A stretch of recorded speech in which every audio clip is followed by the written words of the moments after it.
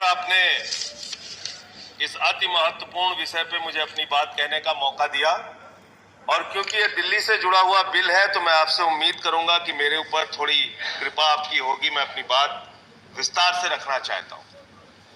मान्यवर, मैंने आज गृह मंत्री जी से समय सीमित है, कारण समय सुना के अंदर बोले। कारण सुना कि क्यों एमसीडी का एकीकरण जरूरी है। उन्होंने उसके तमाम फायदे गिनाए, लेकिन इसके साथ साथ ये सरकार ये कहना चाहती है मान्यवर कि ये हिंदुस्तान की सबसे बुद्धिहीन सरकार है। 7 वर्षों तक ये सत्ता में रहे, इनको एमसीडी के एकीकरण का ज्ञान नहीं आया। 15 साल भारतीय जनता पार्टी एमसीडी में रही, भ्रष्टाचार का गढ़ बना दिया, तब एकीकरण का ज्ञान नहीं आया। जिस दिन चुनाव आयोग ने घोषणा की, संजय जी, चुनाव की तारीखों की घोषणा के लिए, जिस दिन चुनाव आयोग ने चुनाव की घोषणा, I have allowed a point of order. Under what rule? 38. He has used the words buddhihin for the government. These are certainly not अरे acceptable. गवर्नमेंट के लिए ये शब्द को हटाया जाए। बुद्धिहीन सरकार अनपार्लियामेंट्री है, आप इसको बुद्धिहीन नहीं हो, इसको रिकॉर्ड से हटाया जाए। बैठ जाओ। If anything unparliamentary, it will be expunged from the record. Please. 7 साल के बाद इस सरकार को दिन में अचानक सपना आया। उस दिन मान्यवर 9 मार्च की तारीख थी। चुनाव आयोग ने तारीखों का ऐलान दिल्ली में एमसीडी इलेक्शन के लिए करने के लिए प्रेस कॉन्फ्रेंस बुलाया। उसी के ठीक पहले इनको सपने में आया कि एमसीडी का एकीकरण करना है, एमसीडी को एक करना है, और इन्होंने चिट्ठी भेज के चुनाव आयोग जैसी संस्था की निष्पक्षता को खत्म करने का काम किया है। भारत के इतिहास में पहली बार हुआ कि किसी सरकार ने चुनाव की तारीखों के ऐलान से रोका। मतलब ये बिल एमसीडी के एकीकरण का बिल नहीं है मान्यवर, ये बिल केजरीवाल फोबिया बिल है। अरविंद केजरीवाल से आपको डर लगता है, आपकी हिम्मत नहीं है चुनाव लड़ने की। 56 इंच का सीना लेके प्रधानमंत्री जी चुनाव छोड़ के भाग गए। केजरीवाल को रोकने के लिए कह रहे हमें एमसीडी चलानी है, एमसीडी चलानी है। संजय सिंह, अरे क्या क्या बोला गया सर? नहीं don't go in the sir, क्या क्या बोला गया? Don't make personal. क्या क्या बोला? Don't make personal. मैं आ रहा हूं, मुद्दे पे आ रहा हूं सर।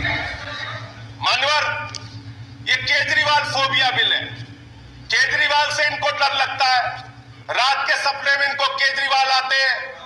चुनाव हारने की गाथा बता रहे थे गृह मंत्री जी, बहुत ध्यान से सुनिएगा। और मैं ऐसा मानता हूं कि वो लोग राजनीति में कायर होते हैं जिनके अंदर सच सुनने का साहस नहीं होता। आपने बहुत अच्छा किया बताया, उत्तर प्रदेश में हमारी जमानतें जब्त हुई।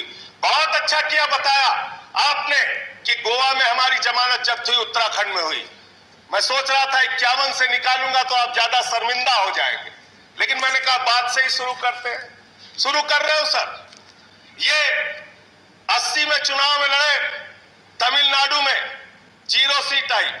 84 में लड़े, 0 सीट आई। 89 में लड़े, 0 सीट आई। 91 में लड़े, 0 सीट आई। 96 में लड़े, 1 सीट आई। 2001 में लड़े, 4 सीट आई। 2006 में लड़े, 0 आई। फिर 2011 में लड़े, 0 आई। 2016 में लड़े, 0 आई। 41 साल, 42 साल to do with the bill. आप अरे इन पे कितना बोला इन लोगों ने। यहाँ पे जमानत जब्त की कहानी सुना के बंद करूंगा। साहस रखिए, साहस रखिए। केरल में 82 में 0, 87 में 0, 91 में 0, 96 में 0, 2001 में 0, 2006 में 0, 2011 में 0, 2016 में 0। आपका टाइम खत्म हो चुका है। आपका टाइम इतना ही है और आपका टाइम खत्म हो चुका है। फिर आप बोले रहे हैं गलत तरीका है। और एक ही बात को दिल्ली का बिल है, दिल्ली के बिल पे रिपीट ना करें, दिल्ली के बिल पे बोलिए। यहाँ ये बताया गया कितने सीटों पे जमानतें जब्त हुई। सर उत्तर प्रदेश सुन लीजिए। सर उत्तर प्रदेश सुन लीजिए।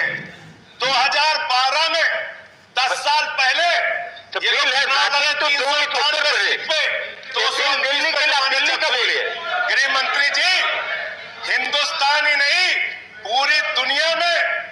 आपकी पार्टी का जमानत जब्त कराने का वर्ल्ड रिकॉर्ड है, वर्ल्ड रिकॉर्ड। इतिहास पलटिए और जानिए।